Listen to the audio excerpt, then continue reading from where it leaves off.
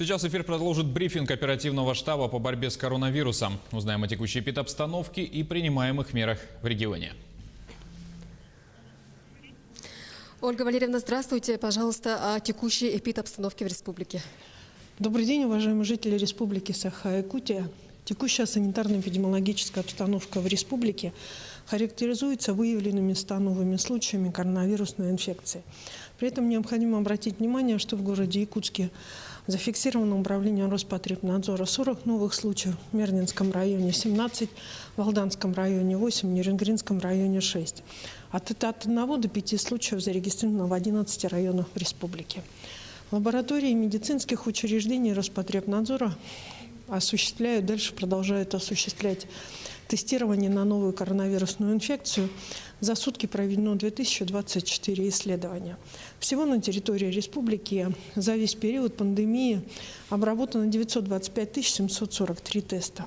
Необходимо обратить внимание, что на койках медицинских организаций сегодня находятся тяжелые больные, в основном старшего возраста, и наши врачи каждодневно борются за их жизнь и, соответственно, решают поставленные перед ними задачи. В республике полномасштабно началась, во все улусы республики уже доставлена, и везде началась непосредственно вакцинация населения. Из поступивших 22 тысяч вакцин непосредственно провакцинировано за последние сутки 1574 человека. Еще раз обращаю внимание, что вакцинирование проходит для всех групп населения, как в городе Якутске, так и во всех районах республики. Сегодня активно получают вакцины в городе Якутске, в Нерюнгринском районе, в Алданском районе, в Вилюйском районе. Меньше всего вакцинировано у нас на настоящий момент в Булунском и Нижнеколымском районах. Это связано в том числе и непосредственно с поздним поступлением вакцины. Учитывая непосредственно масштабность вакцинации и учитывая то, что сегодня вакцинация начинает достаточно серьезно входить в нашу жизнь, глава Республики Саха-Якутия подписал указ, согласно которому снял ограничения по самоизоляции для граждан старше 65 лет и лиц, страдающих хроническими заболеваниями. При этом необходимо обратить внимание не для всех категорий, а только для тех, которые непосредственно осуществили прививку против коронавирусной инфекции. Требование о соблюдении режима самоизоляции отменяется для лиц и граждан старше 65 лет, а также для граждан, имеющих хронические заболевания, через 42 дня после первой вакцины против новой коронавирусной инфекции. Относительно же граждан, которые непосредственно переболели и находились на самоизоляции, такое требование отменяется временно. При этом необходимо обратить внимание на то, что лица старше 65 лет и, соответственно, а также лица, которые болеют хроническими заболеваниями, если они могут быть непосредственно для них режим самоизоляции отменяется в период 6 месяцев с момента того, когда лицо считается выздоровевшим. Что значит переболел? Это значит перенес все клинические признаки заболевания и был включен в соответствующий федеральный регистр. По истечении 6 месяцев после выздоровления граждане должны либо вакцинироваться, либо для них будет, если в целом по республике будет продлен режим самоизоляции, будет, соответственно, действовать режим самоизоляции. Кроме того, указом главы Республики Саха-Якутия возобновляется работа, как уже не раз говорилось, по предложению исполняющего обязанности главы города Якутска, детских игровых комнат, детских развлекательных центров и, соответственно, открываются катки. При этом необходимо обратить внимание, что всех открытие этих учреждений и организаций для детей оно будет осуществляться в строгом соответствии с правилами Роспотребнадзора. Спасибо. Это был брифинг оперативного штаба по борьбе с коронавирусом с информацией об эпидобстановке и принимаемых мерах в регионе.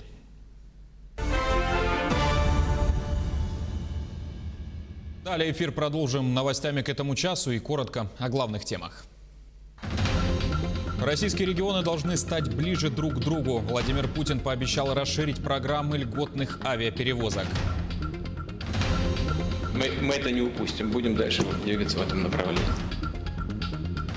Новые технологии на благо детей. 2 школам Нюрбинского района выделили тепловизоры для входного фильтра и контроля температуры. С середины января деятельность возобновил Национальный центр культуры «Гармония» в Алекминске. Почти год учреждение провело на дистанционной работе. Мы очень ждали, ждем и работаем плодотворно, ждем концерты. Владимир Путин пообещал расширить программы льготных авиаперевозок из удаленных регионов России. По его словам, власти страны будут продолжать работать над расширением программы для жителей Дальнего Востока. Президент подчеркнул, что правительство постоянно держит в фокусе внимания данное направление. Цитата: «Это вопрос не только экономического характера, но и объединения страны, возможность передвигаться людям, живущим на Дальнем Востоке», сказал Владимир Путин.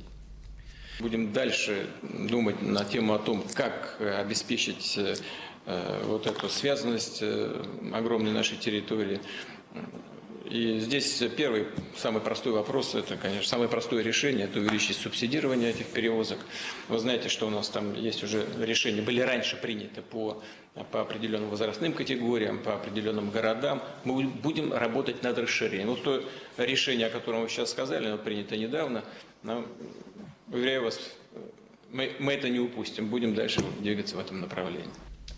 Напомним, ранее правительство страны расширило жителям Дальнего Востока доступ к льготным авиабилетам. Отныне пассажиры всех категорий, а не только льготники, зарегистрированные по месту жительства на территории субъекта, входящего в состав Дальневосточного федерального округа, смогут приобретать билеты на авиарейсы, которые субсидируются государством. В списке таких рейсов 21 маршрут. Выделено будет 5 миллиардов рублей. Предполагается, что благодаря принятому решению приобрести авиабилеты по сниженному тарифу смогут не менее 450 тысяч человек. Также по поручению Владимира Путина правительством был проработан вопрос индексации пенсий работающих пенсионеров. Предложения по этому вопросу подготовлены. Доклад передан в администрацию президента, говорится в сообщении. Отмечается, что пенсии работающих пенсионеров не индексируются с 1 января 2016 года. Это было сделано для уменьшения дефицита Пенсионного фонда России. В Госдуме неоднократно выступали за возобновление индексации и вносили соответствующие законопроекты. Но эти инициативы не нашли поддержки у Кабмина и большинства парламентариев. Данный вопрос начали прорабатывать после соответствующего поручения президента страны. По последним данным, в Якутии на 2 февраля вакцинация против коронавирусной инфекции проводится в 43 медицинских организациях республики. В них развернуты 151 пункт и созданы 109 мобильных бригад. Для хранения вакцины в городских и районных медицинских организациях подготовлены свыше 300 морозильных камер с температурным режимом не выше 18 градусов. Вакцина доставлена во все районы. Поступило почти 27 300 доз. Получили первую прививку 20 500 человек, вторую почти 1300. Из-за превышения порога заболеваемости ОРВИ и гриппом полностью закрыты 3 школы в 3 районах Якутии. Частично закрыты 5 групп в 5 детских садах. В Якутске 2, в Вилюйском районе 1, в Булунском 1 и в Чурапчинском районе 1. В учреждениях общего образования в очной форме продолжают работать 191 школа, в очно-заочной 299, в дистанционной форме 151. В связи с неблагоприятными погодными условиями актированные дни были объявлены в 344 школах. Обучение ведется в дистанционной форме. В 2 школах Нюрбинского района Министерством образования и науки республики выделены тепловизоры для так называемого входного фильтра. Оборудование позволяет проводить с высокой точностью удаленное и бесконтактное измерение температуры тела учащихся и сотрудников образовательных учреждений. Специальное оборудование установлено напротив центрального входа. В устройстве 2 камеры. Одна сканирует всех входящих в здание, вторая фотографирует. Если тепловизор покажет повышенную температуру тела, руководство образовательного учреждения примет необходимые меры, вызовет медработников в школу или позвонит родителям ученика. Высокоточное оборудование помогает снизить риск распространения инфекции, его преимущество – высокая точность, быстрый ответ и большой охват. В этом году у нас из-за пандемии не было летнего отдыха, и вот та сумма, которая была предусмотрена на летний отдых, вот Министерством образования, была предложена нашему правительству как бы возместить эту сумму, и вот мы приобрели за счет этой программы на сумму 3 миллиона 975 рециркуляторы во всех образовательных организациях, ну и вот 2 тепловизора, которые вот сейчас мы используем в своей деятельности. Продолжаем знакомить вас с героями нашего времени – врачами. Сегодня расскажем о терапевте Татьяне Прокопьевой, которая работает в красной зоне во временном инфекционном стационаре Якутской республиканской клинической больницы на Кулаковского. Татьяна Ивановна работает в красной зоне с начала пандемии в Якутской республиканской клинической больнице. В связи с увеличением больных коронавирусом в октябре прошлого года в общежитии СВФУ открыли временный инфекционный стационар, куда направили работать нашу героиню. Чтобы понять, с какими трудностями сталкиваются врачи инфекционного стационара, достаточно пройти в красную зону. В защитном костюме, не попить воды, не сходить в туалет, жарко и трудно дышать. В таких непростых условиях экипировки нужно обойти всех пациентов. Лечащего врача зовут Татьяна Ивановна. Она очень чутко смотрит все, каждый день проходит. Как самочувствие? Самочувствие хорошее, нормально. Когда вы поступили сюда? 17 января. Да, сегодня уже выписываюсь. Поздравляю. Татьяна Ивановна работает в здравоохранении уже 20 лет. Любит свою работу, находит общий язык и с пациентами, и с коллективом. Татьяна Ивановна, она достаточно опытный врач, который работал с ковидными больными достаточно плотно и имеет хороший такой стаж, опыт работы именно с такими больными. По словам нашей героини, вирус по-разному влияет на организм людей. Она советует внимательно относиться к своему здоровью и не пренебрегать санитарными нормами. Всегда надо быть начеку, потому что пациент вроде бы поступает, вроде бы клинически он стабильный, анализы тоже у него в пределах нормы, да? Но буквально через несколько дней может быть ухудшение состояния. Но это, конечно, редко бывает. В основном пациенты, вот если провести статистику, я за 2 месяца проводила статистику, которая здесь работает, у нас получается где-то 10% только как бы прогрессирование процесса идет, да. Стационар на Кулаковского рассчитан на 100 коек. Сейчас здесь лечение проходит порядка 40 человек. По словам нашей героини, борьба с инфекцией продолжается. Плюс в марте ожидается новая волна. Медики, работающие в красной зоне, остаются на передовой в борьбе с коронавирусом. Агафья Гоголева, Павел Пахомов, Якутск. К другим темам. Транспортные организации получат субсидии за переход на природный газ. Такое постановление Кабмина страны вступило в силу с 30 января. Документ вносит изменения в приложение к правилам предоставления и распределения субсидий. Речь идет в том числе об общественном транспорте и коммунальной технике. В постановлении уточняются общие требования к порядку определения размера субсидий организациям и индивидуальным предпринимателям. В 2021 году им будут возмещать половину стоимости работ. Одновременно ведется работа по развитию необходимой для этого инфраструктуры. В течение 5 лет в России должно быть построено около 1300 газовых заправок. Сегодня в Якутии из более чем 300 тысяч единиц автотранспорта лишь 5% работает на газомоторном топливе при потенциале до 100 тысяч единиц. У нас в республике нужна очень четкая программа, которая была бы согласована с федеральными программами государственной финансовой поддержки этого направления, и с нашими собственными возможностями. Практически нужно только желание для этого большое. И дать какие-то возможности для предприятий более эффективно внедрять эти виды топлива. Производить эффективно переоборудование. Любое переоборудование, оно окупается, если для легковых автомобилей, то это в течение 1 года. Для грузовых автомобилей, 1,5-2 года. Такие расчетные сроки окупаемости. Дальше уже идет сплошная экономия на топливе и значительное снижение затрат на транспорт. Строительство детского сада на 240 мест в районе аэропорта Якутска возобновлено после зимнего перерыва. Работы начались накануне. В прошлом году, до наступления холодов, строители возвели стены. В настоящий момент на площадке трудятся 18 рабочих и 3 единицы техники. До конца этого года планируется завершить отделку внутренних помещений, внутренние электромонтажные работы, канализацию и электроснабжение. Завершение строительства и сдачи объекта запланированы на 4-й квартал текущего года. Отметим, данный объект реализуется в рамках национального проекта «Демография». Но сейчас в данное время идем маленько с опережением графика. Должны были где-то в мае закончить кладку, а мы собираемся в феврале заканчивать кладку. Но сейчас только сегодня второй день начали работать. Работы идут, завтра еще людей будем добавлять. Но я думаю, еще недели через 2 уже люди выйдут на фасад.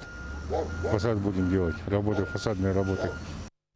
Якутия лидирует в Дальневосточном федеральном округе по числу турпроектов, реализованных на Дальневосточном гектаре. В сообщении сказано, что граждане декларируют использование земли. За каждой декларацией стоит реальная история освоения. Люди строят жилые дома и фермы, развивают туризм и занимаются предпринимательством. Якутия и Еврейский автономный округ показали себя как аграрные регионы. В каждом из них подано по 52% деклараций с указанием сельскохозяйственных видов деятельности. Также в республике зафиксирована наибольшая доля реализующихся туристических проектов – 16% от общего количества деклараций, поданных в регионе. С середины января деятельность возобновил Национальный центр культуры «Гармония» в Алекминске. Мероприятий, репетиций не проводили с конца марта прошлого года.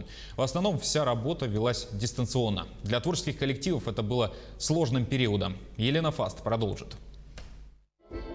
И раз, два, 3, 4, 5, 6. Вновь зазвучала музыка и голоса в Национальном центре культуры «Гармония». После долгого отсутствия всех мероприятий в радость каждая репетиция. Конечно, соскучились. Давно просились на репетиции. Очень хотелось, конечно, танцевать. Тело требовало, скажем так. Ну, засиделись, конечно, дома. Первые движения. Многое забылось. Уж очень много времени прошло. Теперь надо наверстать. Репетиции не было с марта месяца 2020 года, и нам разрешили работать сейчас. Мы очень ждем и работаем плодотворно, ждем концерты, мероприятия, фестивали. С чем столкнулись вот как руководитель? То, что люди все забыли.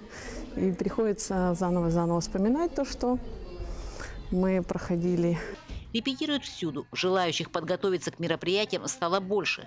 После успешно проведенного фестиваля «Алекма многоликая» трудовые коллективы решили продолжить занятия. Участники, значит, фестиваля, они получились так, что ранее они не ходили в клубное формирование, не входили, поэтому мы им сделали отдельное клубное формирование. Из 14 организаций, участвовавших в фестивале в 2019 году, 10 вошло в это клубное формирование.